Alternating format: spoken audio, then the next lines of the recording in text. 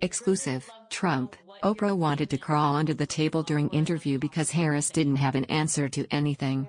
By Matthew Boyle on September 24, 2024. Former President Donald Trump told Breitbart News exclusively that he believes Oprah Winfrey was embarrassed by Vice President Kamala Harris's lack of preparation on major issues, which was on display during Winfrey's interview and event with Harris on Thursday. She didn't have an answer to anything, and she made a fool of herself on Oprah, Trump said of Harris during an interview with Breitbart News on Sunday afternoon. Oprah wanted to crawl under the table, she was embarrassed by it. Several people criticized Harris for her inability to answer basic questions during the town hall event with Winfrey, such as how she would lower prices if elected president.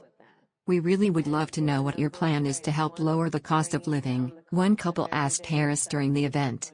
In response, Harris rambled on and on without offering any specifics at all. It was hardly the only time during the Oprah Winfrey Show appearance that Harris had major problems. Trump told Breitbart News that he knows Winfrey better than Harris does because he and Winfrey go way back, long before Trump's entrance into the political arena. "I know Oprah better than she does because, before I was in politics, Oprah and I had a great relationship," Trump said. "She was at Mar-a-Lago many times." However, Trump said he and Winfrey do not speak anymore because of politics. "Politics can make a lot of enemies out of what were once friends," Trump said. But Oprah was at Mar-a-Lago numerous times for very big events she gave. But the biggest was the funeral of Roger King of King World, who was a great guy. That was arranged by Oprah, who said, "This is the most beautiful place, can we have his funeral here?" You know, Roger King was responsible for Oprah. Trump is absolutely correct that King's, Winfrey's benefactor, funeral was at Mar-a-Lago and that Winfrey attended it, per news reports from that time. Trump's relationship with Winfrey goes back decades. And, in fact, he first openly teased a possible future presidential run on her show way back in the late 1980s. Trump also even told Larry King in 1999 when he was contemplating a run for president that he would consider Winfrey his first choice as a running mate. "Oprah. I love Oprah. Oprah would always be my first choice," Trump said back then when asked who he would pick as a running mate. "If she'd do it, she'd be fantastic. I mean, she's popular, she's brilliant, she's a wonderful woman.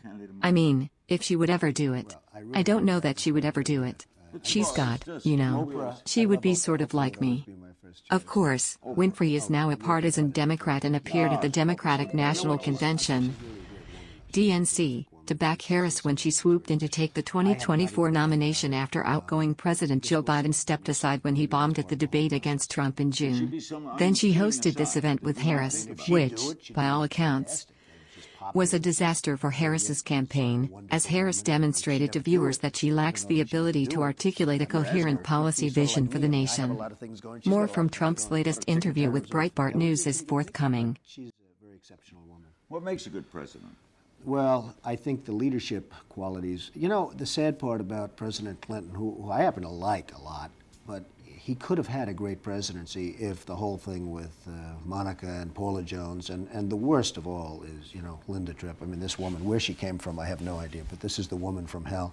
But he didn't have anything to do with Linda Tripp. No, he didn't, but she always seems to surface, and she's just became a part of the administration. But can't you say, in all honesty, as Reagan asked when running against Carter, haven't you done better under Clinton? Well, Donald Trump, you know what, you've done a lot better? The truth is that Rubin and Alan Greenspan and, those appointments were on his watch. And it is on his watch. And the sad part is, and what I'm saying is that he could have gone down as a really very good and maybe even a great president. So you'll admit you have done well, and the country's done well. I have done well, and the country's done well from an economic standpoint. There's no question about that. And now you're going to see what happens over the next period of a year, because, when the election takes place, if things aren't doing well, Larry, your Reform Party candidate has a major chance of doing something major. So you have to see what happens. Why does Gore inherit this character question?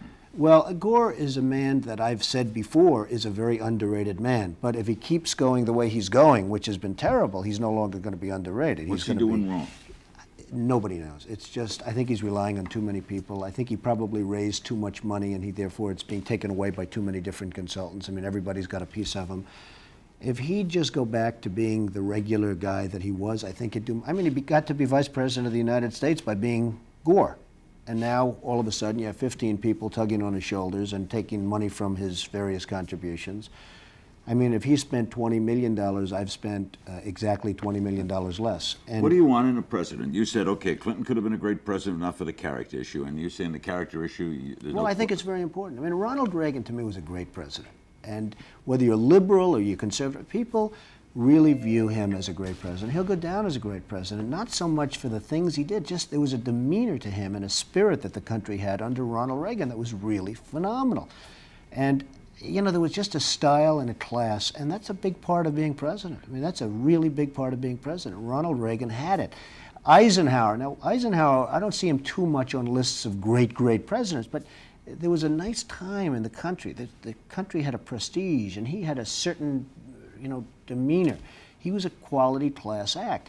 There are certain people that have that. Unfortunately, with all of the scandal in the last 4 years, and what's happening with Gore is he's really tainted by it, and he's probably the last one to be involved in that kind of a scandal. But he's still tainted by it. It's a tough fair problem. or unfair, it's a fact. Well, I mean, if he were really on his game, he'd get one of his senator friends to go and run against Bradley and him so that you could divide up the anti-Clinton/Gore vote, and he'd get in very easily, get somebody else At least to he'd come get the in. nomination. Strategy. Well, no, it has to be strategy, because it's not that Bradley's good. Bradley's not great. I know Bradley very well from New Jersey. I think I'm the largest employer in the state of New Jersey, and I know Senator Bradley. And, you know, he was going to be thrown out of office. This guy was not going to be reelected. And then he made the statement that I'm going not to run, and the Senate is a terrible place, and everybody in the Senate. It wasn't that he didn't want to run. The guy was going to lose. He was going to lose badly. Well, Perot told us back in '92 the kind of president he would be if elected, that he would be decisive, he would be uninterested in pomposity, he would be at work at 8 o'clock in the morning. These are things he would do. He didn't like, not a big ribbon cutter. What kind of president would Donald Trump be? Well, again, all those things are fine, but, you know, again, you go back to Reagan, and there is a certain pomposity and there was a certain ribbon-cutting stature that is important for the president. I think that the whole style and look of him was just really... Are you saying that's the kind of person you want to be? Well, I don't say that, and I don't like to be compared to anybody, and maybe it would be unfair to them, to be honest with you, but the president has to be a great leader, and you have to lead by example. But you need leadership in this country, and we're just not having it right now. And this is going to be Gore's problem, because he is very much associated with 4 very ugly years, despite an economy. I mean, if you had a bad economy at this point, it would be a disaster out there. But you do have the one thing, you have a good economy.